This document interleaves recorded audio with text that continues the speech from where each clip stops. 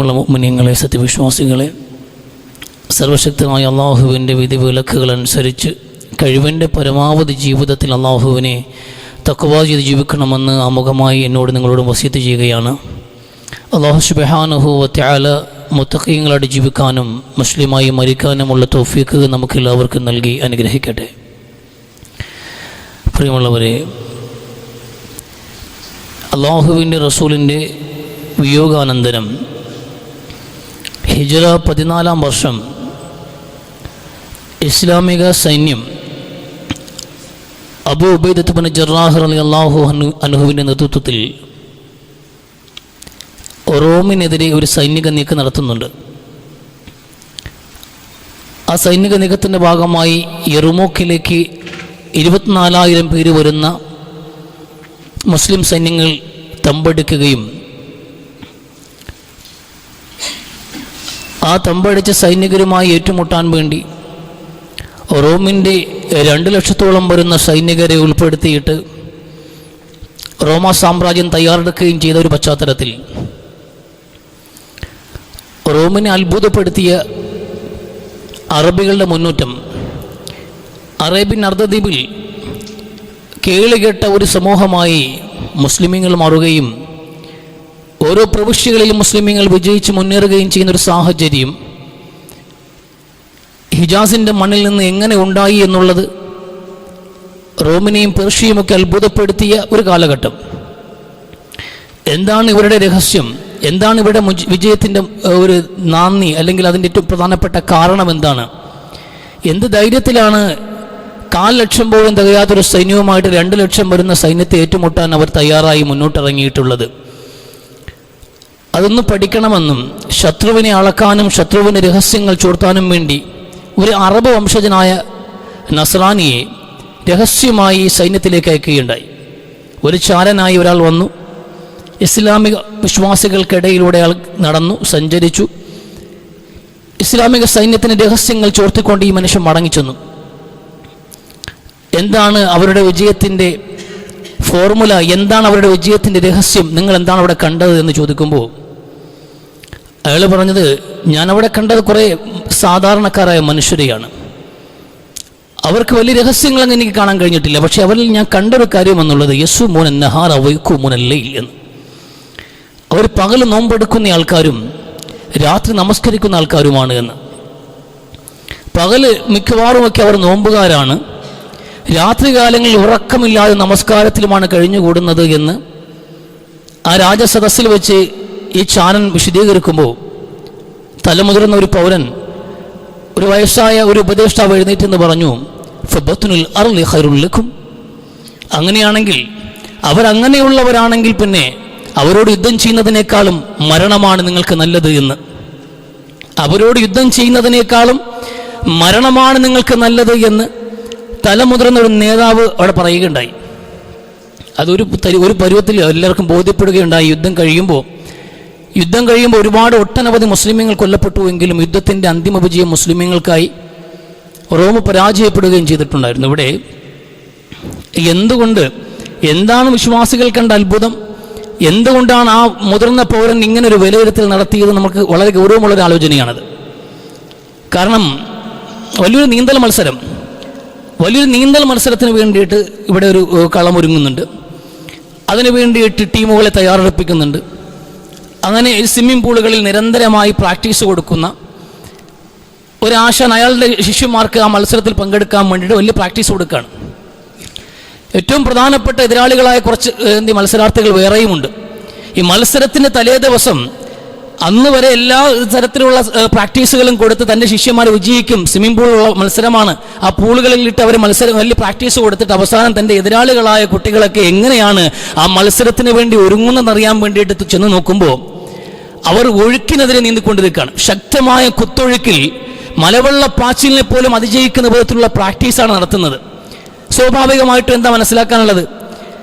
ഒഴുക്കിനെതിരെ നീന്തുന്നൊരു സമൂഹത്തെ തോൽപ്പിക്കാൻ നിങ്ങളുടെ ഈ പ്രാക്ടീസ് മതിയാവില്ല, നിങ്ങൾ ഈ മത്സരത്തിൽ തോറ്റുപോകുമെന്നൊരു ഗുരുനാഥൻ പറയുന്ന അതേ ലാഘവത്തോടെയാണ് 2 ലക്ഷം പേരടങ്ങുന്ന റോമാ സൈന്യത്തോട് ആ മുതിർന്ന ഒരു മനുഷ്യൻ പറഞ്ഞത്, നിങ്ങൾക്ക് അവരെ ജയിക്കാൻ കഴിയില്ല എന്ന്.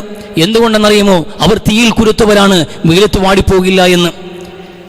ഒഴുക്കിനെതിരെ നീന്താൻ ശീലിച്ചവരാണ് അവർ. നമ്മുടെ ജീവിതശീലം എന്താണ്?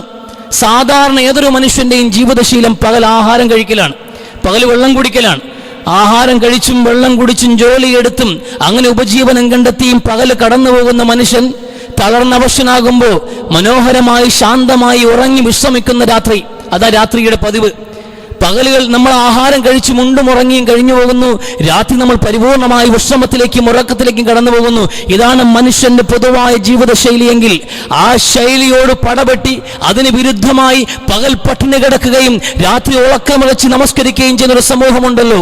ഒഴുക്കിനെതിരെ നീന്തിശീലമുള്ളവർ, വെയിലത്ത് അവർ വാടിക്കാൻ കഴിയില്ല, അവർ തീയിൽ കുരുത്തവരാണ് എന്നതാണ് അവിടെ പറയുന്ന ഏറ്റവും വലിയ പ്രയോഗം എന്നുള്ളത്. ഈ നോമ്പ്, നമ്മൾ വിശുദ്ധ റമദാൻ മാസത്തിന്റെ പടിവാതിൽക്കൽ നിൽക്കുന്നു.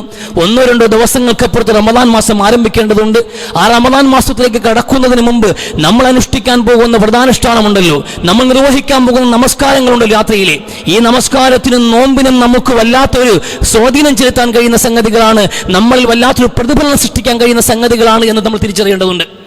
അവർക്കുണ്ടായ മാറ്റത്തിന്റെ കാരണം എന്താണ്?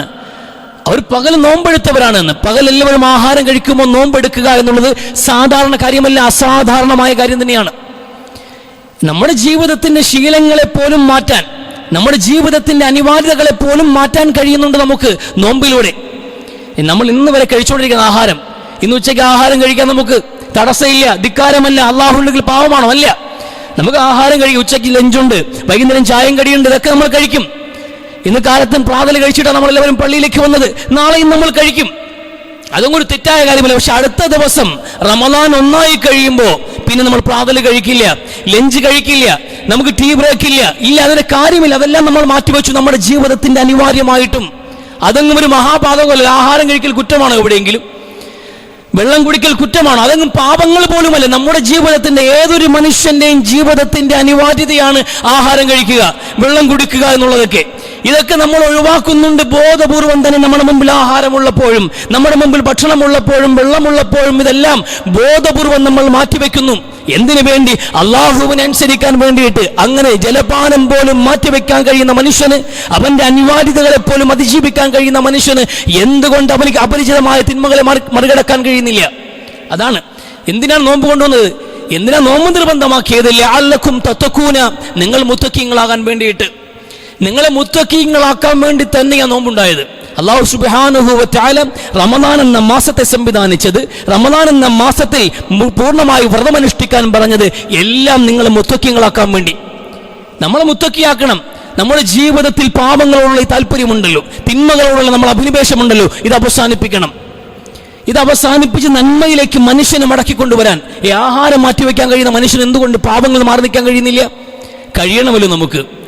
നമ്മുടെ ഭക്ഷണം മാറ്റിവെക്കാൻ കഴിയുമെങ്കിൽ, വെള്ളം മാറ്റിവെക്കാൻ നമുക്ക് കഴിയുമെങ്കിൽ, നമ്മുടെ ലൈംഗികതയെ അടക്കി നിർത്താൻ നമ്മളെ കൊണ്ട് കഴിയുമെങ്കിൽ എന്തുകൊണ്ട് തിന്മകളിൽ നിന്ന് മാറി നിൽക്കാൻ കഴിയുന്നില്ല?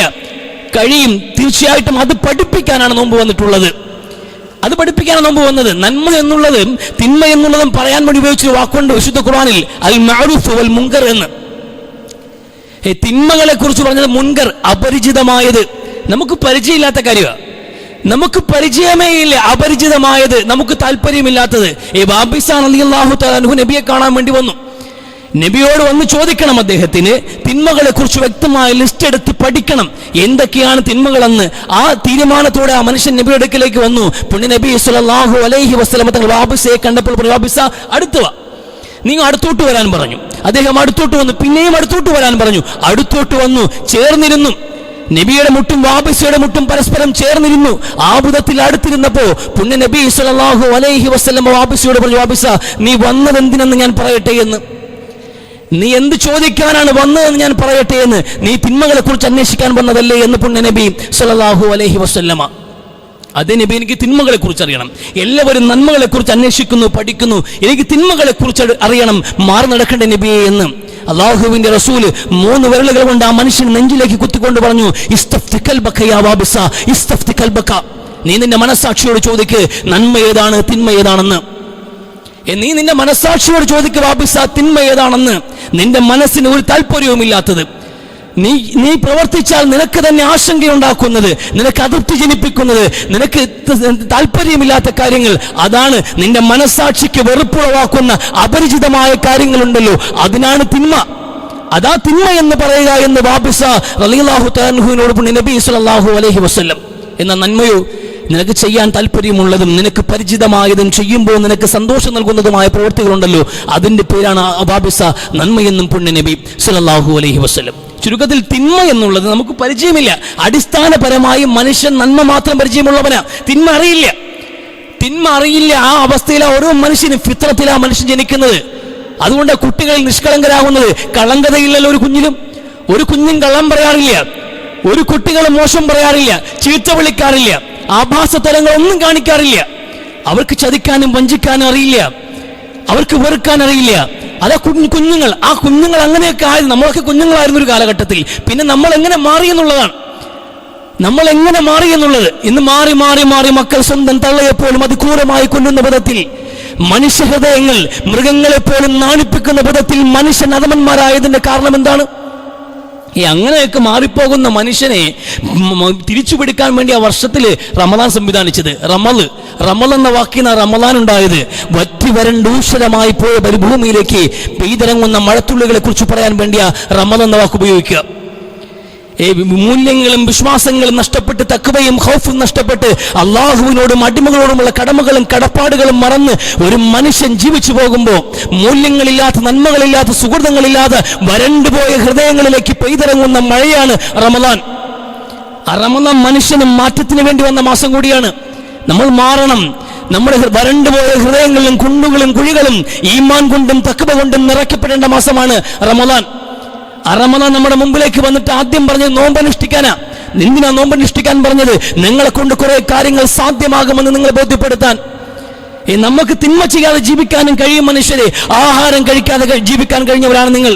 ഒരു പകൽ മുഴുവൻ ഭക്ഷണം മാറ്റി വെച്ചവരാണ് നിങ്ങൾ. തിന്മയിൽ നിന്ന് മാറി നടക്കാൻ നിങ്ങളെ കൊണ്ട് കഴിയും. അങ്ങനെയാണ് ഒന്നാമത്തെ പടി. തിന്മകളുടെ വർജനമാണ് തഖ്വയുടെ ആദ്യ സ്വഭാവം. നമ്മൾ പറഞ്ഞുവല്ലോ, ഈ ചെങ്കുത്തായ പാതയിൽ കല്ലുകളും മുള്ളുകളും നിറഞ്ഞൊരു പാതയിലൂടെ നടന്നു പോകുന്ന മനുഷ്യൻ കല്ലുകളിലും മുള്ളുകളിലും ചവിട്ടാതെ നടത്തുന്ന ജാഗ്രതയുടെ പേരാണ് തഖ്വ. നമ്മുടെ നടക്കുന്ന വഴിയിൽ വിതറപ്പെട്ട തിന്മകളാണ് ഈ കല്ലുകളും മുള്ളുകളും. ഈ തിന്മകൾ തൊടാതെ, തിന്മകൾ ചെയ്യാതെ മാറി നടക്കാൻ മനുഷ്യനെ കൊണ്ട് കഴിയുന്നതിന്റെ പേര് കൂടിയാണ് തഖ്വ എന്നുള്ളത്. ഈ തഖ്വയിലേക്ക് മനുഷ്യനെ പരിവപ്പെടുത്താനാണ് വ്രതമനുഷ്ഠിക്കാൻ പറഞ്ഞത്. എങ്ങനെയാണ് നോമ്പ് പിടിച്ചാൽ മുത്തക്കിയാവുക? നമുക്ക് പരിചയമില്ലാത്ത ഈ തിന്മകൾ നമ്മൾ ചെയ്തുകൊണ്ടിരിക്കുകയാണ്. നമ്മുടെ അടിസ്ഥാന സ്വഭാവമേ തിന്മയല്ല. അടിസ്ഥാന സ്വഭാവം നന്മയായിരിക്കുമ്പോൾ നമ്മൾ ആ നന്മയെ അതിജീവിച്ചുകൊണ്ട് തിന്മയിലേക്ക് കടന്നിരിക്കുകയാണ്. ജീവിതത്തിൽ തിന്മ മാത്രം അവശേഷിക്കുന്നു. എത്ര ക്രൂരമായിട്ടാണ് മനുഷ്യൻ ജീവിക്കുന്നത്. നിഷ്കളങ്കരായ പിഞ്ചുമക്കള് ഏത് കുഞ്ഞിനോടും കരുണയോടെ നോക്കുന്നവരാണ് എല്ലാ മനുഷ്യരും. കുഞ്ഞുങ്ങളാണല്ലോ. ആ കുഞ്ഞുങ്ങളൊക്കെ വളർന്നിട്ടെന്ന് ഓരോരുത്തരും 13, 14, 15 വയസ്സ് മുതൽ ആ കുഞ്ഞുമക്കളെ പേടിയോടെ നോക്കേണ്ട സാഹചര്യം. എത്ര പെട്ടെന്നാണ് മനുഷ്യർ മാറുന്നത്. നന്മകളുടെ അംശം പോലും ഇല്ലാതെ അതിക്രൂരന്മാരായി മാറുന്നത്. കൂടപ്പിറപ്പിനെയും ഉമ്മയെയും ബാപ്പയെയും ആരെയും അതിക്രൂരമായി കൊന്നുകളയാൻ ഒരു മടിയുമില്ലാത്ത അവസ്ഥയിൽ ലഹരി എടുത്തുപോയ ജീവിതങ്ങൾ, തിന്മകൾ അഡിക്റ്റായി ജീവിക്കുന്ന അവസ്ഥകൾ, ഇങ്ങനെയുള്ള മനുഷ്യരെ തിരിച്ചുപിടിക്കാൻ റമദാനെ കൊണ്ട് കഴിയും. അത് ചിന്തിപ്പിക്കാൻ വേണ്ടി, തഖ്വയിലേക്ക് മടക്കി വിളിക്കാൻ വേണ്ടിയാ വിശുദ്ധ ഖുർആൻ അവതരണമായ മഹത്തായ വാർഷികം എന്ന പേരിൽ വിശുദ്ധ റമദാനിൽ നോമ്പ് നിർബന്ധമാക്കിയത്. നോമ്പ് പിടിക്കുമ്പോൾ ഈ വ്രതം എന്ന് പറയുമ്പോൾ ഭക്ഷണം ഒഴിവാക്കലാണ്. നമുക്ക് പ്രധാനമായും 2 ശത്രുക്കളാണ് മനുഷ്യനെ കൊണ്ട് പാപം ചെയ്യിക്കുന്നത്. നമുക്ക് 2 പ്രതികൂലമായ ഘടകമുണ്ട്. പൊതുവിൽ മനുഷ്യൻ നന്മയിലാണ്, ഫിത്രത്തിലാണ് ജനിച്ചു വീഴുന്നതെങ്കിലും അവനെ പ്രധാനമായും കുറ്റവാളിയാക്കുന്നത് 3 കാര്യങ്ങളാണ്. അതിൽ 2 കാര്യങ്ങൾ ഏറ്റവും പ്രധാനപ്പെട്ടതാണ്. 3 കാര്യങ്ങൾ, ഒന്ന് നമ്മുടെ ബാഹ്യ പ്രേരണകളാണ്, ചുറ്റുപാടുകളാണ്. നമ്മുടെ ചുറ്റുപാട്, നമ്മുടെ മാതാവും പിതാവും നമ്മുടെ കൂട്ടുകാരും നമ്മുടെ കൂടപ്പിറപ്പുകളും ഇവരൊക്കെ കണ്ടുപഠിച്ചതാണ് കുറെ തിന്മകൾ. ഇവരിൽ നിന്ന് കേട്ടുപഠിച്ചതാണ് കുറെ തിന്മകൾ. അവരുടെ സ്വാധീനമാണ് പല തിന്മകളെയും നമ്മളെ കൊണ്ടെത്തിക്കുന്നത്. എന്ന് പുണ്യ നബി സല്ലല്ലാഹു അലൈഹി വസല്ലമ. മാതാപിതാക്കളുടെ പ്രേരണയും അവരുടെ ജീവിതശീലങ്ങളെ ഫോളോ അപ്പ് ചെയ്യുന്നതിന്റെയും ഭാഗമായിട്ടാണ് പല കുട്ടികളും ക്രൈസ്തവരായത്, പല കുട്ടികളും ജൂതന്മാരായത്, പലരും വിഗ്രഹങ്ങളെ ആരാധിക്കുന്നത്. പല ജീവിതങ്ങളിലും കടന്നു വരുന്ന പല കുറ്റങ്ങളുടെയും വാസന രക്ഷകർത്താക്കളിൽ നിന്ന് കിട്ടിയതാണ്. ഇതൊന്നാമത്തെ ഒരു ഭാഗത്ത് നിൽക്കുകയാണ്. മറുഭാഗത്ത് നമ്മൾ പ്രധാനമായി നമ്മളെ കുറ്റങ്ങളിലേക്ക് കൊണ്ടെത്തിക്കുന്ന 2 ഘടകങ്ങൾ. ഒന്നാമത്തേത് പിശാചാണ്. പൈശാചികമായ ഒരു പ്രേരണ മനുഷ്യൻ എപ്പോഴും ഉണ്ടാകും അവന് തിന്മയിലേക്ക് നടത്തിക്കുക എന്നുള്ളത്. ഇന്ന ശൈത്താനൽക്കും അദുവ്വൻ ഫത്തഖിദൂഹു അദുവ്വ എന്ന് വിശുദ്ധ ഖുർആൻ. നിങ്ങളുടെ വ്യക്തമായ ശത്രുവാണ് പിശാച്. പൈശാചികമായ ദുർബോധനങ്ങൾ നമുക്ക് എപ്പോഴും കിട്ടിക്കൊണ്ടേയിരിക്കും. എപ്പോഴും നമ്മുടെ മനസ്സുകളിലേക്ക് കടന്നു വന്നിട്ട് നമ്മുടെ തിന്മയിലേക്ക് അടുപ്പിക്കാനുള്ള ശ്രമം അയാൾ നടത്തിക്കൊണ്ടേയിരിക്കും. നമ്മൾ പോലും മനസ്സിലാക്കില്ല. നമുക്ക് പോലും അറിയാത്ത വിധത്തിൽ അള്ളാഹുവിന്റെ റസൂൽ സ്വല്ലല്ലാഹു അലൈഹി വസല്ലമ തങ്ങൾ റമളാൻ മാസത്തിൽ പള്ളിയിൽ ഇരിക്കുമ്പോൾ പ്രവാചകൻ സ്വല്ലല്ലാഹു ഇഅ്തികാഫിൽ ഇരിക്കുമ്പോൾ അവസാന പത്തിൽ നബിയുടെ ഭാര്യ കാണാൻ വേണ്ടി വന്നു. ഏകദേശം 1 മണിക്കൂറോളം ആ ഭാര്യ നബിയോടൊപ്പം ഉണ്ടായിരുന്നു. അവർ സംസാരിച്ചു പിരിയാനൊരുങ്ങുമ്പോൾ 2 സഹാബാക്കൾ ആ സദസ്സിലേക്ക് വന്നു, ആ രംഗത്തേക്ക് വന്നു. ഇരുട്ടിന്റെ മറവിൽ ഒരു സ്ത്രീയോട് സംസാരിച്ചിരിക്കുന്നു. ആ സ്ത്രീ പുറത്തിറങ്ങി സഞ്ചരിക്കാൻ തുടങ്ങുമ്പോൾ ഇവർ രണ്ടുപേരും പെട്ടെന്ന് തിരിഞ്ഞു നടന്നു. അവർ കണ്ടിട്ടുണ്ട് നബിയുടെ അടുക്കൽ ഒരു സ്ത്രീ സംസാരിച്ചു പോകുന്ന കാര്യം. അള്ളാഹുവിന്റെ റസൂൽ പെട്ടെന്ന് പറഞ്ഞു, അല്ല രസ്ലുക്കുമ, അവിടെ നിൽക്കാൻ പറഞ്ഞു. പുണ്യ നബി സ്വല്ലല്ലാഹു അലൈഹി വസല്ലം എന്ന് പറഞ്ഞു, ഇതെന്റെ ഭാര്യയാണ് കേട്ടോ എന്ന്. ഈ വന്നുപോയ സ്ത്രീ ഉണ്ടല്ലോ, ഇതെന്റെ ഭാര്യയാണെന്ന് അള്ളാഹുവിന്റെ റസൂൽ സ്വല്ലല്ലാഹു അലൈഹി വസല്ലമ. ആ 2 സഹാബാക്കളും പറഞ്ഞു, നബിയെ അങ്ങ് എന്തിനാണ് ഇങ്ങനെ എന്തൊരു വിശദീകരണം തന്നത്? ഞങ്ങൾ അങ്ങയെക്കുറിച്ച് തെറ്റിദ്ധരിക്കാനോ എന്ന്? എന്തിനാണ് അങ്ങ് ഇങ്ങനെ വിളിച്ചിട്ട് പറയുന്നത്? ഞങ്ങൾ അങ്ങയെക്കുറിച്ച് തെറ്റിദ്ധരിക്കുമോ എന്ന് ചോദിക്കുമ്പോൾ നിങ്ങൾ ചെയ്യില്ല, പക്ഷേ രക്തമോടുന്ന ഞരമ്പുകൾ പോലും കടക്കാൻ കഴിയുന്ന പിശാചുണ്ടല്ലോ, ആ പൈശാചികമായ ദുർബോധനങ്ങൾ നിങ്ങളുടെ ഹൃദയങ്ങളിൽ, നിങ്ങളുടെ മനസ്സുകളിൽ മോശമായ ചിന്തകളുടെ വിത്ത് വിതക്കുമെന്ന് എനിക്കറിയാമെന്ന് പുണ്യ നബി സ്വല്ലല്ലാഹു അലൈഹി വസല്ലം. അങ്ങോട്ട് മാറുമ്പോൾ നിങ്ങൾക്ക് തോന്നൂലേ എന്നാലും ആരായിരിക്കും ആ സ്ത്രീ എന്ന് ഒരു ചിന്ത വരൂലേ? അത് പൈശാചികമായ പ്രേരണയാണ്. ആ ദുർബോധനം നിങ്ങളെ ആശയക്കുഴപ്പത്തിലാക്കും, നിങ്ങളുടെ ചിന്താകുഴപ്പത്തിലാക്കും. അതുകൊണ്ട് എനിക്കൊന്നും കുറയില്ല, പക്ഷെ നിങ്ങൾ കുറ്റവാളികളാകുമല്ലോ എന്ന്. അതുകൊണ്ടാണ് റസൂൽ പറഞ്ഞത്. പക്ഷെ ഇവിടെ 2 കാര്യങ്ങൾ മനസ്സിലാക്കാണ്ട്. ഒന്ന്, നമ്മുടെ ഏറ്റവും പ്രധാനപ്പെട്ട ശത്രുവിന്റെ സാമർത്ഥ്യവും അവൻ നമ്മളെ കീഴടക്കാനുള്ള കരുത്ത് മനസ്സിലാക്കണം. ഒന്നാമത്തെ കാര്യം അത് മനസ്സിലാക്കുക. അത്രത്തോളം ശക്തനാണ് നമ്മുടെ എതിരാളി. നമ്മുടെ ഞരമ്പുകളിലേക്ക് പോലും കടന്നു വരാൻ കഴിയുന്ന വിധം അത്രയും വലിയ ശക്തനാണ് നമ്മളെ വഴിപഴപ്പിക്കുന്ന വിഷയത്തിൽ പിശാച് എന്നുള്ളത്. രണ്ടാമത്, ഇത് നടന്നത് റമദാൻ അവസാന പത്തിലാണ്. റമദാൻ അവസാന പത്തിലായിരിക്കുമ്പോൾ തന്നെ നമ്മൾ പ്രധാനമായി മനസ്സിലാക്കുന്ന ഒരു ഹദീസുണ്ട്. റമദാൻ മാസമായി കഴിയുമ്പോൾ സ്വർഗത്തിന്റെ കവാടങ്ങൾ തുറക്കപ്പെടും, നരകത്തിന്റെ കവാടങ്ങൾ അടയ്ക്കപ്പെടും. അതോടൊപ്പം പിശാചുകൾ ബന്ധിക്കപ്പെടുമെന്ന്. പിശാചിനെ ബന്ധിക്കുമെന്ന് പറഞ്ഞ അതേ മാസത്തിലാണ് പുണ്യനബി പറയുന്നത് നിങ്ങളെന്നെ ആശയക്കുഴപ്പത്തിലാക്കാൻ പിശാച് ഉണ്ടാകുമെന്ന്. അപ്പൊ അത് എല്ലാം കൂടെ കൂട്ടി വായിക്കാൻ നമുക്ക് മനസ്സിലാക്കാൻ പൂർണ്ണമായ വിധത്തിൽ പരിപൂർണമായും പിശാചിനെ ബന്ധിപ്പിക്കുന്ന സാഹചര്യം ഉണ്ടാവില്ല. എന്നാലും മനുഷ്യന് മേലുള്ള പൈശാചികമായ ആധിപത്യത്തിന് കൃത്യമായ ഒരു കൂച്ചുവിലങ്ങലാണ് അള്ളാഹു തീരുമാനിച്ചിട്ടുണ്ട് റമദാൻ മാസത്തിൽ. അതുകൊണ്ടാണ് എല്ലാ മനുഷ്യരിലും നന്മയുടെ ഒരു വാസന, അവന്റെ അടിസ്ഥാന നന്മകളെ കുറിച്ചുള്ള ഒരു തോന്നലും നല്ലത് ചെയ്യണമെന്നുള്ള ഒരു പ്രതിബദ്ധതയും എല്ലാ മനുഷ്യരിലും റമദാൻ മാസത്തിൽ കാണാൻ കഴിയുന്നത്. അത് കഞ്ഞിയും കപ്പയും കണ്ടിട്ടാണ് വന്നതെന്ന് തോന്നുന്നുണ്ടെങ്കിൽ അത് നമ്മുടെ മിസ്റ്റേക്കാണ്. റമദാനിൽ നമ്മൾ കെട്ടുപോയതുകൊണ്ടാണ്. നമ്മളെല്ലാവരും നല്ലവരും നോമ്പുകാരായിരിക്കും, നിസ്കാരക്കാരായിരിക്കും, പൊതുവിൽ അങ്ങനെ നല്ലവരായിരിക്കും.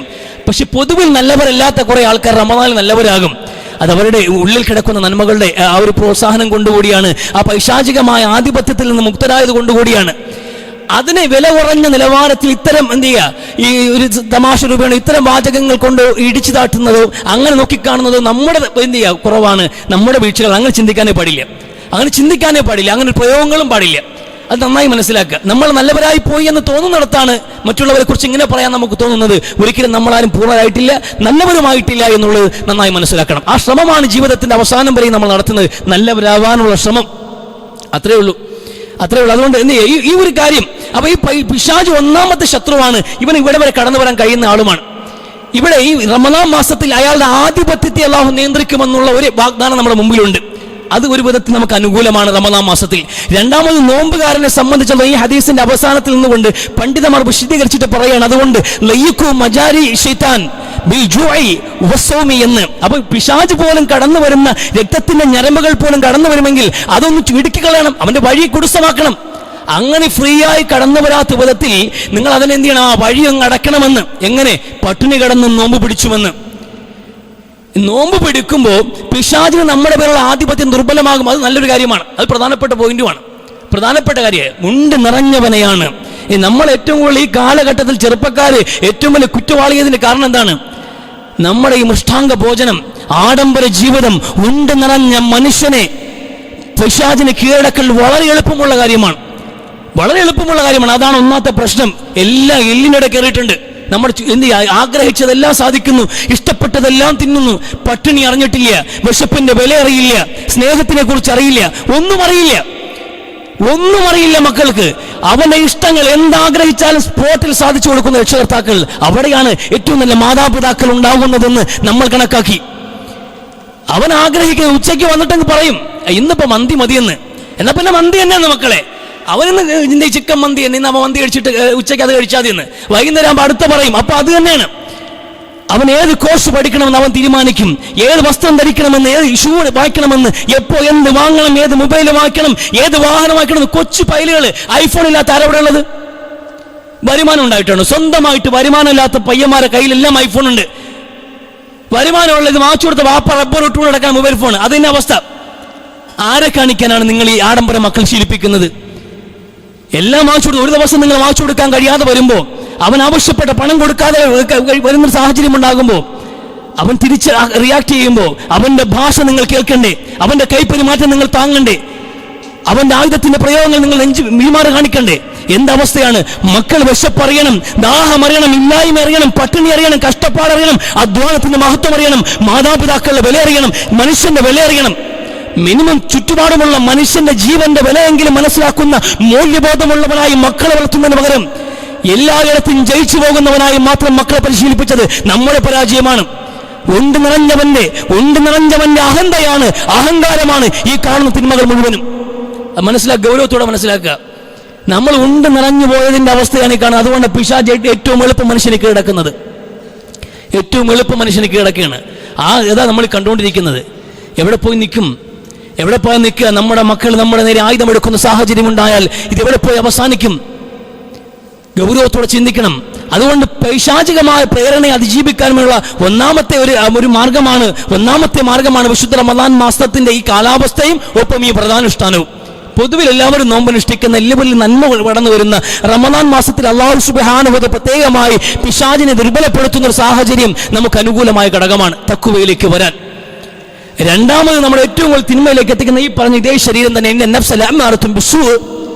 മനുഷ്യനോട് എപ്പോഴും തിന്മയോടൊരു പ്രതിബദ്ധത ജനിപ്പിക്കുന്ന ഈ ശരീരമാണ്. ഈ ശരീരത്തെ ജയിക്കാൻ മനുഷ്യനെ കൊണ്ട് കഴിഞ്ഞാൽ അവനിവിടെ ഇത് മുത്തക്കിയായി എന്ന് തന്നെ പറയാം. ഭാഗികമായി നമ്മുടെ ശരീരത്തിന്റെ ഇച്ഛകളെ വിജയിക്കാൻ നമ്മളെ കൊണ്ട് കഴിയണം. അപരനെ ഇടിച്ചു വീഴ്ത്തുന്നവന്റെ പേരല്ല കരുത്തൻ, സ്വന്തം കോപത്തെ നിയന്ത്രിക്കുന്നവനാണ് ശക്തൻ എന്ന് പുണ്യ നബി സല്ലല്ലാഹു അലൈഹി വസല്ലം.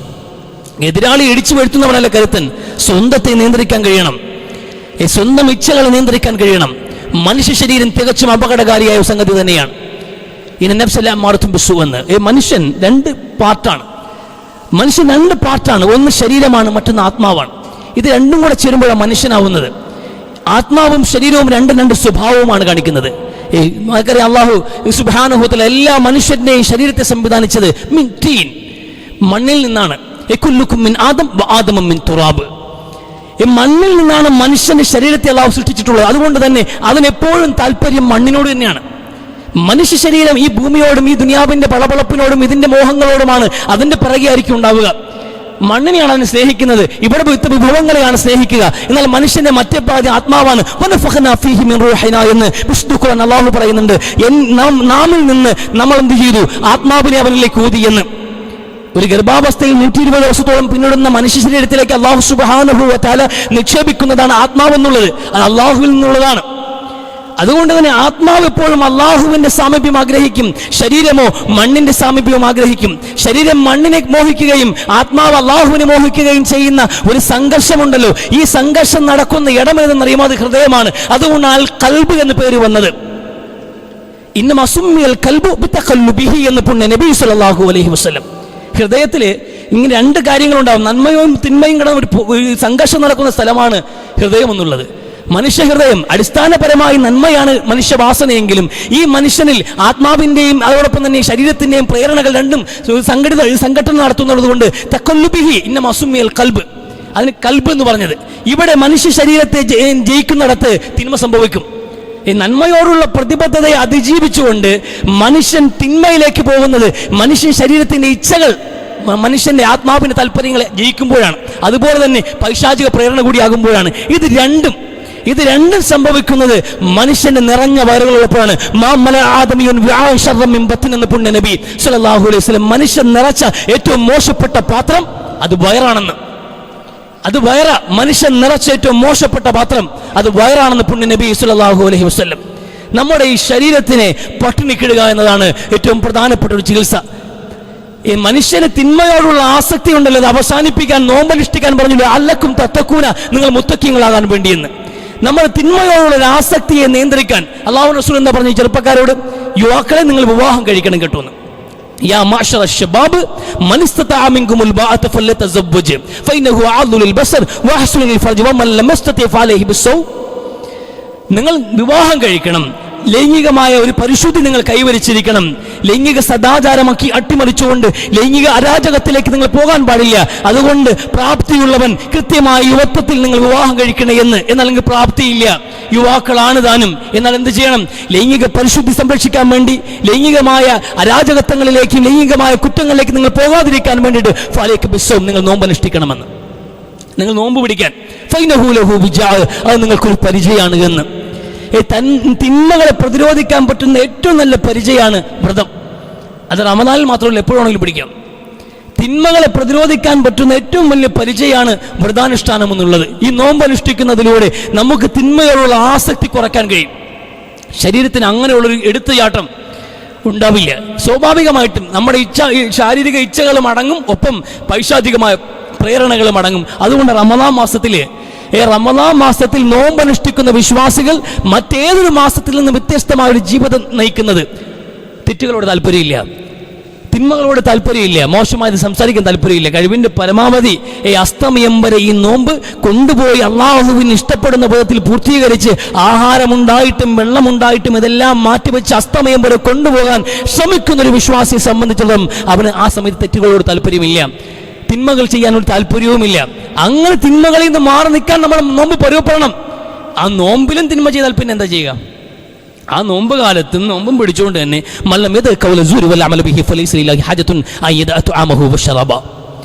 അള്ളാഹുവിന്റെ റസൂൽ പറയാണ്, നിങ്ങൾ നോമ്പ് കാലത്ത് നോമ്പ് പിടിക്കണമെന്ന് പറഞ്ഞുകൊണ്ട് എന്ത് ആഹാരപാനങ്ങൾ ഒഴിവാക്കുക.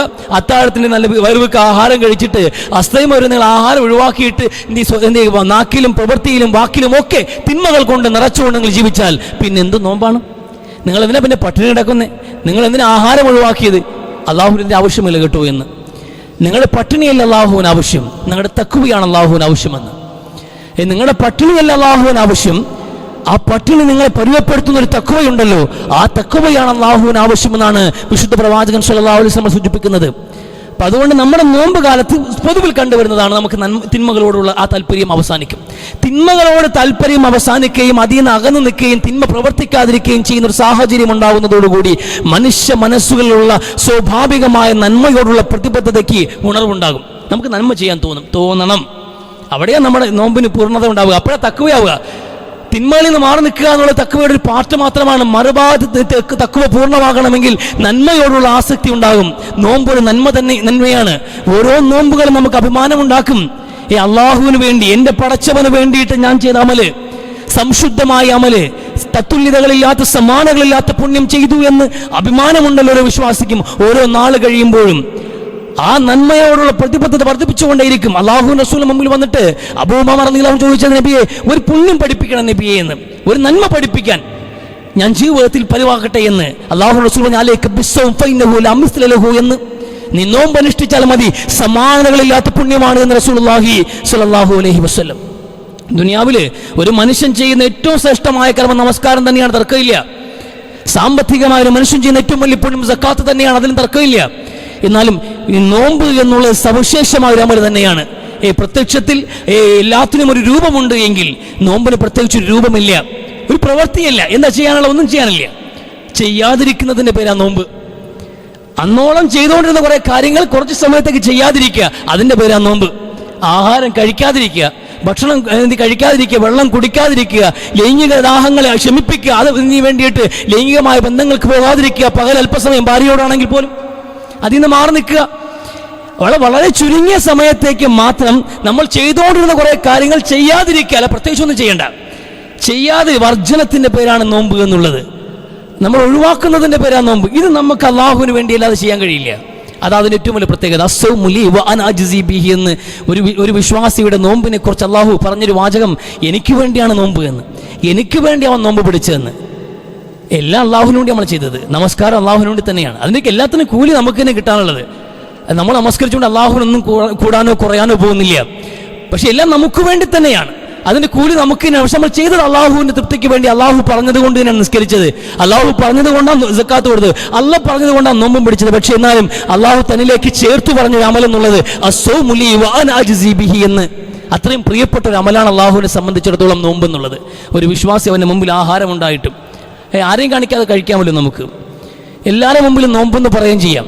എല്ലാവരുടെ മുമ്പിലും നോമ്പെന്ന് പറയുമ്പോഴും നമുക്ക് അല്പം ആഹാരം കഴിക്കാമായിരുന്നു, സ്വകാര്യമായിട്ട് അല്പം വെള്ളം കുടിക്കാമായിരുന്നു. മിനിമം ഈ കഠിനമായ ചൂടിൽ നമുക്കൊരു ജ്യൂസ് കുടിക്കാമായിരുന്നില്ലേ പകല്? ആരറിയാം? ഒരു മനുഷ്യനും അറിയില്ല. എന്നിട്ട് പൊതുവായി മുസ്ലിമീങ്ങൾ സംഘടിക്കുന്നിടത്ത് പള്ളിയിൽ വന്ന് നോമ്പ് തുറന്ന് പോകാമായിരുന്നു നമുക്ക്. പക്ഷെ നമ്മൾ നോമ്പെടുത്തത് നാട്ടുകാർക്ക് വേണ്ടിയായിരുന്നില്ല. ഈ എല്ലാ അമലിലും റിയാ വന്നേക്കാം, ജനങ്ങളെ കാണിക്കാൻ വേണ്ടി എന്നൊരു രീതി വന്നേക്കാം. ജനങ്ങളെ കാണിക്കാൻ വേണ്ടി നിസ്കരിക്കുന്ന ആൾക്കാർ ഒരുപാടുണ്ട്. ജനങ്ങളെ കാണിക്കാൻ വേണ്ടി സ്വതക്ക കൊടുക്കുന്ന ആൾക്കാരുണ്ട്. പേര് അച്ചടിച്ച് വരാൻ വേണ്ടിയിട്ട് സക്കാത്ത് കൊടുക്കുന്നവരും ദാനം കൊടുക്കുന്നവരെയും കാണാൻ കഴിയും. അനൗൺസ് ചെയ്യാൻ വേണ്ടിയിട്ട് ദാനം കൊടുക്കുന്നവരെ കാണാൻ കഴിയും. പക്ഷെ നോമ്പ് ജനങ്ങളെ കാണിക്കാൻ വേണ്ടി നോമ്പെടുക്കാൻ ഒരു മനുഷ്യനെ കൊണ്ട് കഴിയില്ല. അള്ളാഹുവിന് വേണ്ടി മാത്രമേ ചെയ്യാൻ കഴിയുള്ളൂ.